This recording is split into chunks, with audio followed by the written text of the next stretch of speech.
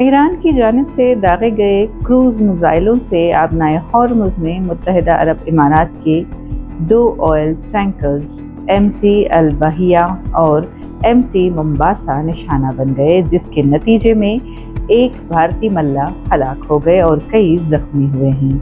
یہ دونوں UAE پرچم بردار ٹینکر عمان کی سمندری حدود سے گزر رہے تھے۔ بھارتی وزارت خارجہ کے مطابق دونوں جہازوں پر مجموعی طور پر 30 بھارتی عملے کے ارکان موجود تھے۔ حملے میں ایک بھارتی ملاح فوت ہو گیا، 10 زخمی ہو گئے، جن میں 2 کی حالت تشویشناک بتائی جا رہی ہے۔ بھارت نے اس حملے کی شدید مذمت کرتے ہوئے اسے عالمی بحری نقل و حمل اور ملاحوں کی سلامتی کے لیے سنگین خطرہ بتایا۔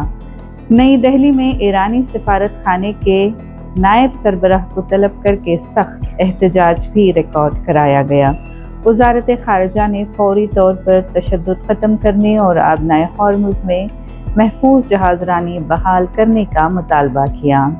دوسری جانب متحدہ عرب امارات نے بھی حملے کو بین الاقوامی قوانین کی خلاف ورزی قرار دیتے ہوئے اپنے مفادات کے تحفظ کے لیے ضروری اقدام کا عندیہ دیا۔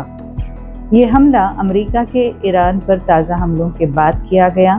2 روز قبل بھی ایک تجارتی جہاز پر بھی ایرانی حملہ ہوا تھا، جس سے امریکہ اور ایران کے درمیان نازک جنگ بندی مزید خطرے میں پڑ گئی ہے۔